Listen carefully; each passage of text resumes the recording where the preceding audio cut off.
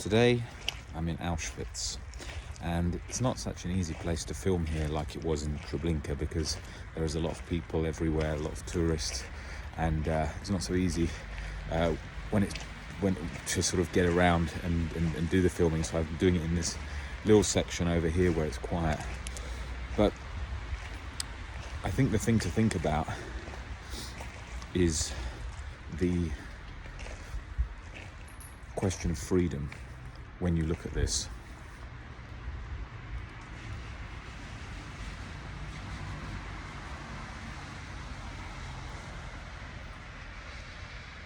Hard to imagine that one. Hard to imagine the number of people that would have thrown themselves against these electric fences next to me. Suicidal because they couldn't handle being here anymore, which you can completely understand. I've just been walking around certain sections of the museum, having a look at all the different things that happened here, how people were forced to do exercise until they pretty much died, hours and hours and hours, days and days of squats and burpees. I don't think I'll complain about doing squats and burpees anymore for 5-10 minutes. Very, very hard to imagine. I'm not going to do a long video like I did in Treblinka because there's quite a lot to get around here today. I wanted to talk a little bit about my thinking. Auschwitz was one of those trips that I'd put off for a long time because I thought, did you want to really go and do a trip which is going to be so bleak and so miserable? But I decided I've got to come and do it because it's a real eye-opener, and I recommend it for everyone, for a real position of gratitude, to think how lucky we are to be in this position today, where we're alive and got freedom and can eat and go to the fridge and roof over our head and all these sorts of things. When you come to here, you can't even imagine this, what that must do to your mind, being in that position, feeling that trapped with your family, not knowing what's going to happen, and people being killed and shot all around you, because that's what happened. In all these sections where I'm walking here was where people were lined up and killed, to make a signal to the other people that were here that this could happen to you too, along with many other bleak things.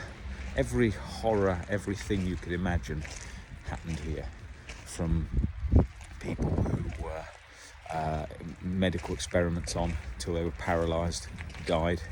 Tons of that went on. Everything you can think about. I don't need to go through each one of those things because the whole history of it you find online and read about it.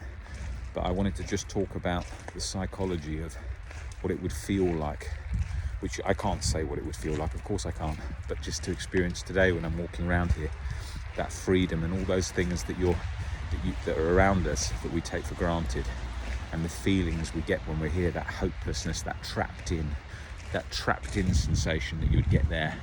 I always wanted to have a look at these fences and the walls and experience that and see what that felt like, so I could get a bit of an understanding of what that would do to your mind, how that would make you think. And coming here, you can get a bit of that. It's difficult when you have a lot of tourists around, and I actually felt quite angry at first when I saw all the tourists sort of not taking it too seriously. They say that happens here, where people are sort of laughing and joking between each other, because people, like they do in a museum, they forget the reality. You've got to really anchor yourself into it and really think about it. You're talking 70 plus years ago, not very long, and all of this, the most horrendous things that you could ever imagine humans could do to another human, and that happened here.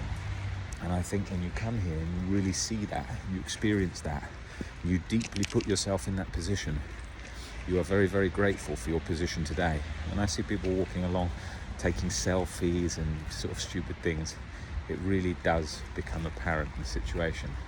So yeah, it's a real game changer in terms of perception when I come to a place like this, because nothing's a big deal in life when you look at this. And any problems that you have, any situations that you're thinking about, anything you're worried about, nothing comes into anywhere near what it would be like to be trapped in there. I mean, you've got PTSD, you've got anxiety, you're walking through here being pushed along by dogs barking at you, waiting to rip you apart, and people being shot left, right and centre, can't even imagine. And it's it's an eye-opener, and I'm going to be going around. It take a while to go around these different camps to see all the different sections, and I won't go into detail of everything. I just wanted to sort of give a brief video to talk about how I think when I'm in these places. And I mean, there's so many facts here that, I mean, like I said in Treblinka, when I look at me, I'm wearing a hat and I'm wearing a coat. You're in here in sort of pajamas, walking through on this floor in the cold, in the rain, with everything going on. It's so hard to even comprehend that, to think about that. You can't. It's every hardship that we felt in life. I'm not downplaying OCD by any means. I'm not doing that. I talk about that in the videos. I've lived it, the living mental hell of being chronically stuck in your head. I'm not downplaying that at all by any means. But when you think of even the hardest days that I had with OCD, say I was suffering at home and still the house is warm and there's a bath in the other room and there's food on the table and I've got a bed tonight, you take all that away, plus being beaten. So think of a day where maybe you've been attacked or maybe a fight or anything, but then it's compounded with every worst thing you've experienced all back to back on that day, that same day, repeatedly for months and months and months and months and months, and it happening to your family. Can't even comprehend that amount of, you know, when people are getting over grief, giving them space, helping them, support, everything. None. You've got that here. You're dealing with that now whilst you're dealing with every other thing. So you can understand why people got into positions where they threw themselves against these electric fences. You can understand that. You can see how that happened. And I was just watching an exhibition in one of the other rooms just there of the people who did just that, and it's a very, very sad, horrible situation, but you can understand how people got to those points of view. I mean, what their mental state would have been like.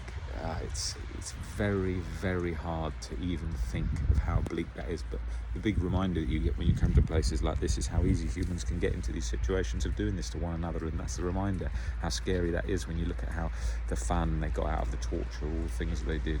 Very, very scary and very frightening situation, and a real reminder that we need to be very, very careful not to get ourselves in a position like that ever again, which humans do, and these things still go on in various parts of the world in different forms, and it's always that reminder, and that's why it's so good to come here to see this and to really take it in.